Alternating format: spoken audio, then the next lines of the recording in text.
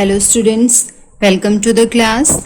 बच्चों, पिछली क्लास में हमने पढ़ा था कि जो कार्बन है वह सहसंयोजी आबंध बनाता है, क्योंकि ना ही वो धन आयन बनाता है और ना ही ऋण आयन बनाता है।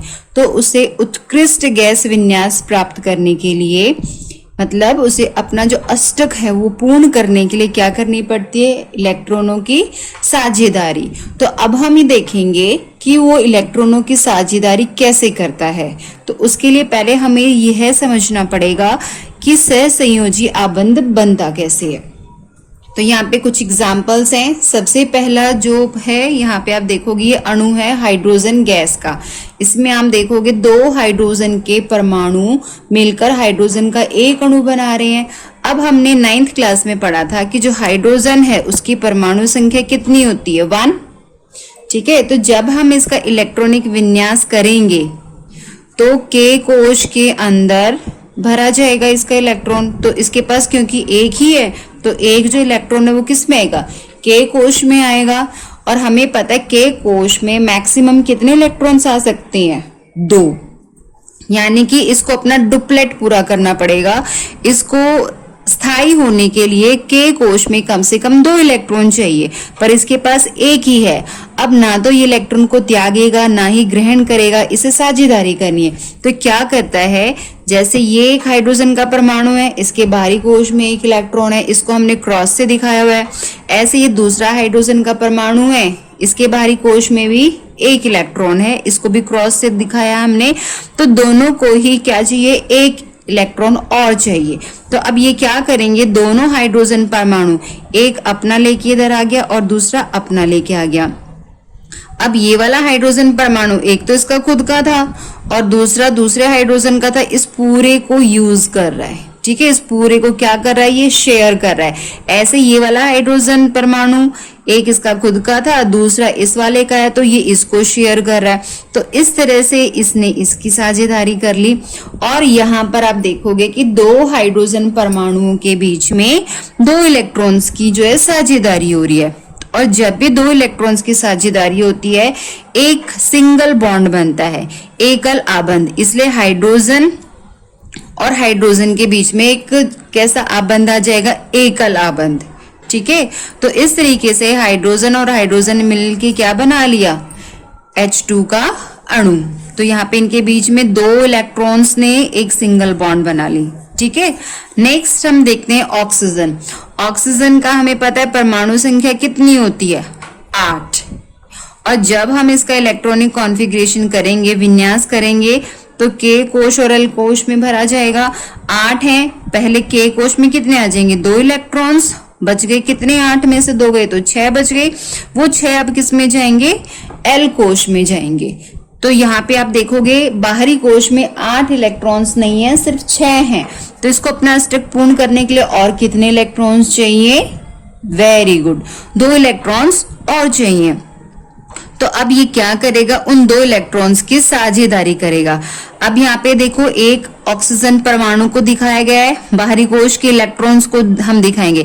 ये जो हमने बनाई हुई है संरचना, इसे हम बोलते हैं इलेक्ट्रॉन बिंदु संरचना। और जब भी हम किसी परमाणु की इलेक्ट्रॉन बिंदु संरचना को दर्शाते हैं तो जो सबसे बाहरी कोश है उसके अंदर जितने इलेक्ट्रॉन्स है वो हमें दिखाने होते हैं, अंदर वाले कोश को हम नहीं दिखाएंगे। तो यहाँ आप देखोगे ऑक्सीजन के बाहरी कोश में कितने परमाणु है? 6 परमाणु है। तो ये ऑक्सीजन है, इसके पास 1 2 3 4 5 6, बाहरी कोश में 6 इलेक्ट्रॉन है। ऐसे दूसरा ऑक्सीजन परमाणु है, इसके पास भी 1 2 3 4 5 6 इलेक्ट्रॉन्स हो गए। 2 इसके पास कम है, 2 इसके पास कम है। तो अब ये क्या करेगा? ये वाला ऑक्सीजन इसके 2 इलेक्ट्रॉन्स को शेयर कर लेगा और ये वाला ऑक्सीजन दूसरे परमाणु को 2 इलेक्ट्रॉन्स को शेयर कर लेगा और इस तरीके से ये दोनों पास पास आ जाएंगे। ठीक है, देख रहे हैं ना आपको यहाँ पे, ये इसके खुद के 6 थे, 2 इलेक्ट्रॉन्स इसके शेयर कर लिए, तो ये जो सर्कल हम बना रहे हैं ये पूरा दिखा रहा है कि इसके पास कितनी शेयरिंग हो रही। ऐसे ही इस ऑक्सीजन ने जो है शेयरिंग कर ली। तो आप यहाँ पे देखोगे टोटल कितने इलेक्ट्रॉन्स की शेयरिंग हो रही है, 4 की, यानी कि 2 जोड़े। तो अब यहाँ पे देखो एक ऑक्सीजन जो है ये दूसरा ऑक्सीजन है, 2 इलेक्ट्रॉन्स मिलके एक बंध बनाएंगे और दूसरे 2 इलेक्ट्रॉन्स मिलके 2 बंध बनेंगे। इसका मतलब ऑक्सीजन के परमाणु के बीच में कितनी बंध आ गई, 2 बंध आ गई हैं। तो इसे हम बोलते हैं द्विआबंध। ठीक है, अगर 4 इलेक्ट्रॉन्स की शेयरिंग हो रही है तो द्विआबंध बनेगा। आई होप ये क्लियर हो गया होगा आपको। नेक्स्ट हम देखते हैं नाइट्रोजन। नाइट्रोजन की परमाणु संख्या कितनी होती है, 7। ठीक है, तो जब हम इसका इलेक्ट्रॉनिक कॉन्फ़िगरेशन करेंगे, के कोश में आएंगे कितने, 2 इलेक्ट्रॉन्स, तो 7 में से 2 गए, बचे कितने, 5। अब ये 5 इलेक्ट्रॉन्स किसके अंदर जाएंगे, एल कोश में जाएंगे। तो इसका भी अष्टक पूर्ण नहीं है। बाहरी कोश में कितने इलेक्ट्रॉन्स हैं, 5 हैं, तो उन 5 को हमने यहाँ दिखाया 1 2 3 4 5। ऐसे ही दूसरे नाइट्रोजन के हम दिखा रहे हैं 5। अब मुझे ये बताओ कि इसको अष्टक पूर्ण करने के लिए कितने इलेक्ट्रॉन्स और चाहिए, यस 3 इलेक्ट्रॉन्स और चाहिए। तो अब ये क्या करेगा, 3 की शेयरिंग करेगा, इसलिए हमने इन 3 को एक तरफ दिखाया। जिनकी शेयरिंग होती है उनको हम एक तरफ कर लेते हैं।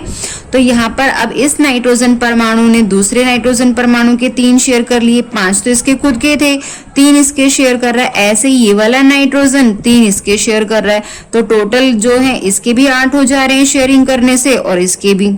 तो साझेदारी में इसने कितने इलेक्ट्रॉन्स के जोड़े शेयर किए, 3 इलेक्ट्रॉन्स के जोड़े। तो अब यहाँ पे नाइट्रोजन जो है 2 परमाणु हैं, ये 2 इलेक्ट्रॉन से एक बंध आ गई, दूसरे जोड़े से दूसरी बंध आ गई और तीसरे जोड़े से तीसरी बंध आ गई।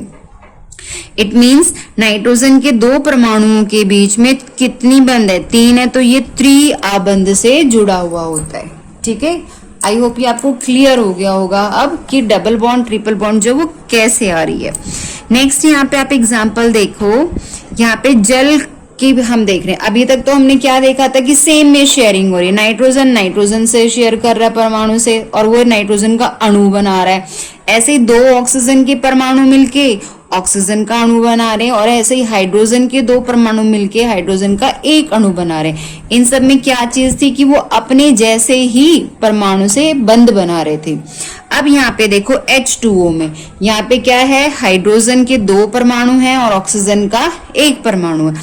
चलो इसको भी देख लेते हैं। हाइड्रोजन का विन्यास होता है 1, एक ही है इसके पास। ऑक्सीजन के पास अभी हमने ऊपर पढ़ा था 8 होते हैं, तो इसका कॉन्फ़िगरेशन क्या होता है 2 और 6। अब देखो एक हाइड्रोजन को चाहिए अपना ये यहाँ पे डुप्लेट पूरा करेगा, तो इसको एक और इलेक्ट्रॉन चाहिए, लेकिन ऑक्सीजन को कितने चाहिए, 2 और चाहिए। तब ये क्या करेगा, एक हाइड्रोजन के परमाणु से एक इलेक्ट्रॉन शेयर करेगा और दूसरे हाइड्रोजन के परमाणु से दूसरा कर लेगा। ठीक है, तो अब ये देखो यहाँ पे इसके पास बाहरी कोश में ऑक्सीजन के पास कितने इलेक्ट्रॉन है, 6 इलेक्ट्रॉन्स है। तो हमने इनको कैसे लिख लिया, 2 यहाँ पे ये शेयरिंग नहीं कर रहा है, ये 2 यहाँ पे 4 हो गए, ये 5वां और ये 6ठा। तो इसके अरेंजमेंट हम इस तरीके से करेंगे कि साथ में शेयरिंग हो जाए। इधर से हाइड्रोजन आया अपना एक परमाणु लेके, इधर से दूसरा हाइड्रोजन आया अपना एक परमाणु लेके। अब यहाँ पे देखो यहाँ पे शेयरिंग हो गई है। शेयरिंग कैसे हुई, इस हाइड्रोजन का अपना खुद का एक परमाणु था, एक इसने ऑक्सीजन का शेयर कर लिया, हो गए इसके पास टोटल 2। इसका के कोश पूरा भर गया क्योंकि 2 इलेक्ट्रॉन्स हो गए इसके। ऐसे ही इस वाले हाइड्रोजन ने किया, एक इसका खुद का था, एक ऑक्सीजन का शेयर कर लिया, तो इसका भी के कोश पूरा हो गया, 2 हो गए इसके के कोश में। अब यहाँ पे बीच में ऑक्सीजन, ऑक्सीजन के पास ये तो खुद के थे 1 2 3 4 और एक 5वां और 6ठा खुद के थे, एक इस हाइड्रोजन का शेयर कर लिया, एक इस हाइड्रोजन का। तो ऑक्सीजन के एल कोश में टोटल कितने हो गए, 8 हो गए। तो इस तरीके से इन सब का जो है हाइड्रोजन का तो डुप्लेट कंप्लीट हो गया और जो ऑक्सीजन है इसने अपना अष्टक पूर्ण कर लिया। अब देखो इस हाइड्रोजन और इस ऑक्सीजन के बीच में 2 इलेक्ट्रॉन्स की शेयरिंग हो रही है, तो 2 इलेक्ट्रॉन से क्या बनेगी, एक सिंगल बॉन्ड, एक अलाबंध बनेगा। ऐसे यहाँ पे इनके बीच में जो एक जोड़े की शेयरिंग हो रही है तो एक अलाबंध बनेगा। तो इस तरीके से H2O जल का अणु बन जाता है। ठीक है, एक और एग्जाम्पल मैं आपको बताती हूँ। ये है कार्बन डाइऑक्साइड, आपको पता है CO2 होता है। अब इसमें देखो शेयरिंग किसके बीच में होगी, कार्बन। कार्बन का जो है इलेक्ट्रॉनिक विन्यास कितना होता है, इसके पास टोटल 6 होते हैं इलेक्ट्रॉन्स, तो कॉन्फ़िगरेशन करेंगे 2 और 4। तो बाहरी कोश में कितने इलेक्ट्रॉन्स इसके पास, 4 हैं। पर ना तो ये इनको त्यागता है और ना ही ये इनको ग्रहण करता है, ये शेयरिंग करेगा। किसके साथ करेगा, अब ऑक्सीजन के साथ। ऑक्सीजन का इलेक्ट्रॉनिक विन्यास हमने देखा था 2 and 6, 8 होता है, तो इसके बाहरी कोश में कितने, 6 हैं। अब देखो इसको 4 चाहिए और इसको चाहिए 2, तो इसमें क्या होगा, कार्बन बीच में आ जाता है सेंटर में, और उसके क्रॉस से मैं यहाँ दिखा रही हूँ, ये इसके 4 इलेक्ट्रॉन्स, बाहरी कोश में 4 है, 4 मैंने यहाँ दिखा दिए। साथ में आ गया ऑक्सीजन, मैं आपको डायरेक्ट शेयरिंग दिखा रही हूँ। ऑक्सीजन के पास बाहरी कोश में कितने, 6 हैं। इसको चलो थोड़ा डिफरेंट में दिखाती हूँ, इसको मैं डॉट से दिखा लेती हूँ। 6 हैं, तो इसको और कितने चाहिए, 2 चाहिए, तो ये अपने 2 यहाँ पे शेयर करेगा। यहाँ पे मैं डॉट्स लगा देती हूँ। ये ऑक्सीजन के हो गए 1 2 3 4 5 and 6। ऐसे ही दूसरा ऑक्सीजन यहाँ पे आ गया और अपने लेके 1 2 3 4 5 and 6। ठीक है, ये हो गया। अब देखो क्या होगा, इसके पास 6 खुद के हैं, 2 ये कार्बन के शेयर कर लेगा। कार्बन वालों को मैंने क्रॉस से दिखाया, आप ऐसे दिखा सकते हो, इजी रहेगा। अब ये हो गया इसका अष्टक पूर्ण, 6 उसके खुद के और 2 इसने कार्बन के शेयरिंग कर लिए, हो गए ना इसके 8 ऑक्सीजन के। ऐसे ये वाला ऑक्सीजन करेगा 6 इसके खुद के, 2 कार्बन के शेयर कर लेगा, तो इस तरीके इससे इसके भी 8 पूरे हो गए।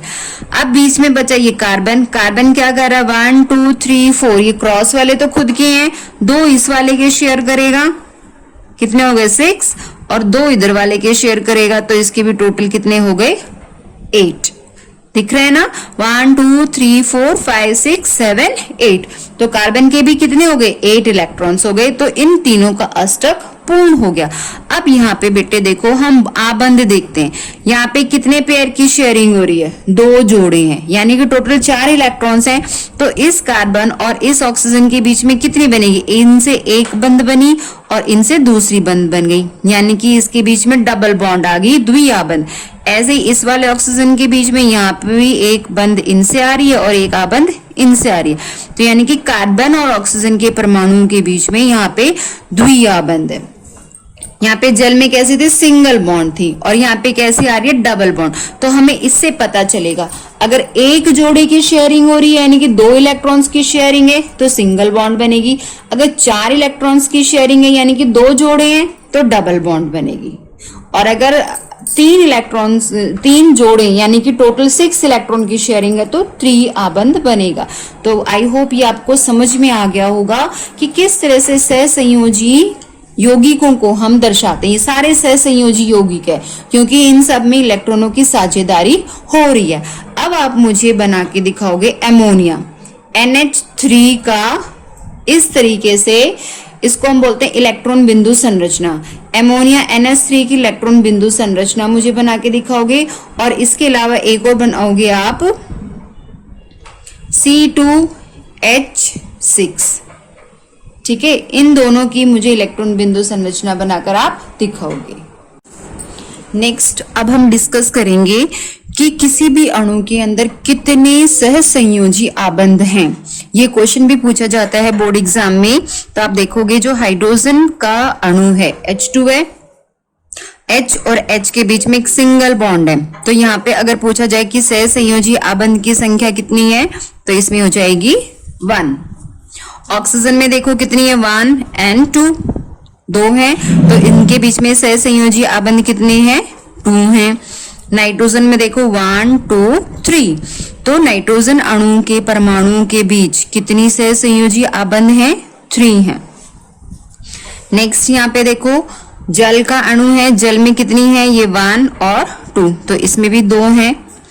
उसके बाद हमने डिस्कस किया था कार्बन डाइऑक्साइड, तो आप देखोगे यहाँ पे कितनी है 1 2 3 4, तो कार्बन परमाणु में सहसंयोजी आबंध कितने हैं 4 हैं। तो इस प्रकार हम किसी भी अणु के बीच में कितनी सहसंयोजी आबंध है उसका पता लगा सकते हैं। तो ये क्वेश्चन आता है, आपको पता होना चाहिए कि सहसंयोजी आबंध कैसे हम निकालते हैं। यहाँ देखो एक और मैं आपको एग्जांपल दिखा रही हूँ। ये है C2, 2 कार्बन है ना 1 and 2, तो इसको हम लिखेंगे C2। हाइड्रोजन देखो कितने हैं 1 2 3 4 5 6 यानी कि H6। और ये C2H6 की इलेक्ट्रॉन बिंदु संरचना है। इसके अंदर आप देखोगे ये जो कार्बन है, कार्बन के पास 4 होते हैं ना खुद के, और इस कार्बन के पास भी 4 खुद के हैं, तो इनको क्रॉस से दिखाया गया। इस कार्बन के देखो अब 1 2 3 4 ये हैं, इस वाले कार्बन के भी 1 2 3 और एक ये इसका है 4। तो अब ये क्या कर रहा है, ये वाला कार्बन जो है एक हाइड्रोजन से शेयरिंग कर रहा है, यहाँ पे दूसरे हाइड्रोजन की शेयरिंग कर रहा है और तीसरे इस हाइड्रोजन की। तो 3 हाइड्रोजन से और एक दूसरे कार्बन से इसने इलेक्ट्रॉन की साझेदारी कर ली, तो इसके टोटल हो गए 8। ऐसे इस वाले कार्बन ने अपने 8 पूरे कर लिए। और हर हाइड्रोजन क्या कर रहा है, एक इसका जो डॉट से दिखाया हुआ है ये खुद का परमाणु है, और जो क्रॉस वाला है ये कार्बन का है। तो इसने अपना डुप्लेट पूरा कर लिया। 2 चाहिए होते हैं हाइड्रोजन को, तो इस तरीके से इसके 2 हो गए, इस हाइड्रोजन ने भी 2 पूरे कर लिए, तो इस तरह से हर एक ने पूरे कर लिए। अब यहाँ देखो बेटा आबंध कितने बन रहे हैं। आबंध के लिए जब हम इसकी संरचना बनाएंगे तो कैसे बनेंगे, ये कार्बन है और ये कार्बन है, बीच में कितने इलेक्ट्रॉन्स हैं, 2 इलेक्ट्रॉन्स है, यानी कि 1 पेयर, यानी कि एक बॉन्ड बनेगी। अब इधर आ जाओ, इस कार्बन के साथ एक बॉन्ड से ये हाइड्रोजन जुड़ा है, इस बॉन्ड से ये जुड़ा हुआ है, इधर ये तीसरा जुड़ा हुआ है। इस कार्बन से देखो आप, ये इधर कार्बन से तो जुड़ गया, इधर इस हाइड्रोजन से जुड़ा हुआ है, ये वाले हाइड्रोजन की बॉन्ड यहाँ पर है और इसकी यहाँ पर है। ठीक है, तो ये इसकी आबंध वाली संरचना हो गई, संरचनात्मक संरचना इसको हम बोलते हैं। इसमें अगर पूछा जाए कि कितने सहसंयोजी आबंध है, तो देखो काउंट करेंगे हम, यहाँ से स्टार्ट करते हैं 1 2 3 4 5 6, ये हो गई, और एक 7। तो इसमें सहसंयोजी आबंध कितने हैं, 7। तो ये क्वेश्चन भी पूछा जाता है, तो हमें संरचना पता होनी चाहिए, संरचना से हम सहसंयोजी आबंध की संख्या पता लगा लेते हैं। नेक्स्ट टॉपिक है हमारा सहसंयोजी यौगिकों के भौतिक गुण, कि जो सहसंयोजी यौगिक हैं उनमें क्या क्या भौतिक गुण हैं। सबसे फर्स्ट है कि जो सहसंयोजी यौगिक है इनके गलनांक और क्वथनांक कम होते हैं। क्यों होते हैं कम, क्योंकि इनके बीच में आबंध कैसा है, सहसंयोजी है, और वो बहुत ही वीक होता है, बहुत ही कमजोर होता है, क्योंकि उनके बीच में जो आकर्षण बल है वो कम है। इनके बीच अंतरा अणुक यानी कि अणुओं के बीच, अंतरा अणुक मतलब अणुओं के बीच बल बहुत कम है, इसलिए बल कम है तो एक दूसरे को कम आकर्षित कर रहे हैं और इनको तोड़ना आसान हो जाता है, उसमें कम ऊर्जा लगती है, इसलिए गलनांक और क्वथनांक कम होते हैं। जबकि हमने आयनिक यौगिकों के बारे में क्या पढ़ा था कि उनके गलनांक और क्वथनांक उच्च होते हैं, क्योंकि वो किन से बने हुए हैं, आयनों से मिलके बने हुए हैं, धन आयन और ऋण आयन।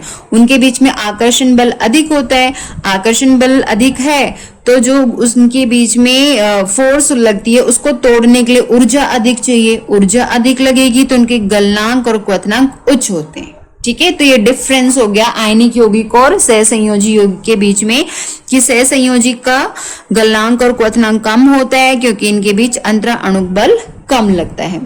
सेकेंड है कि जो सहसंयोजी यौगिक हैं ये विद्युत के कुचालक हैं।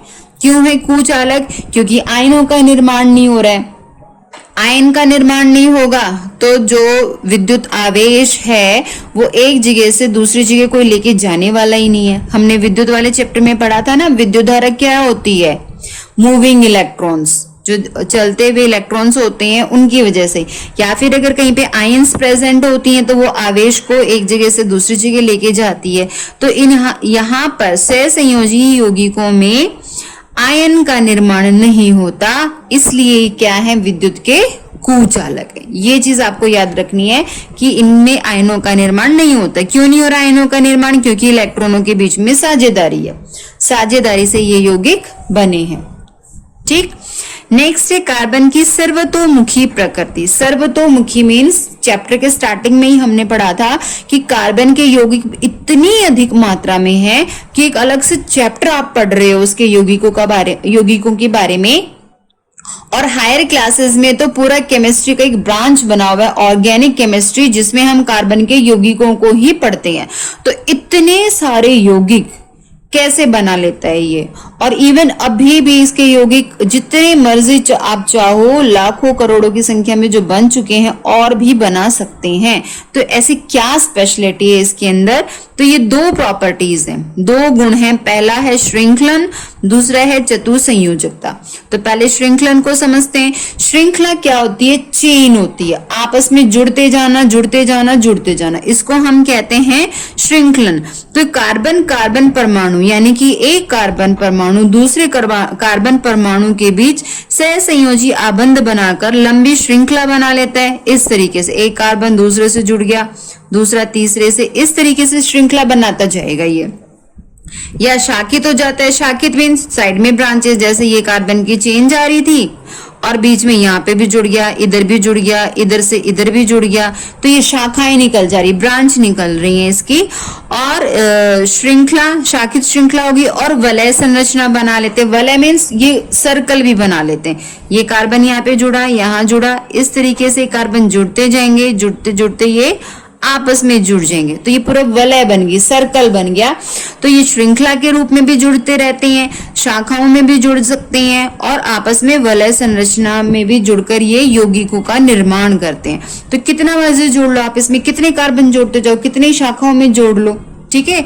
तो इसलिए यहाँ पर बहुत अधिक मात्रा में कार्बन के यौगिक बन जाते हैं।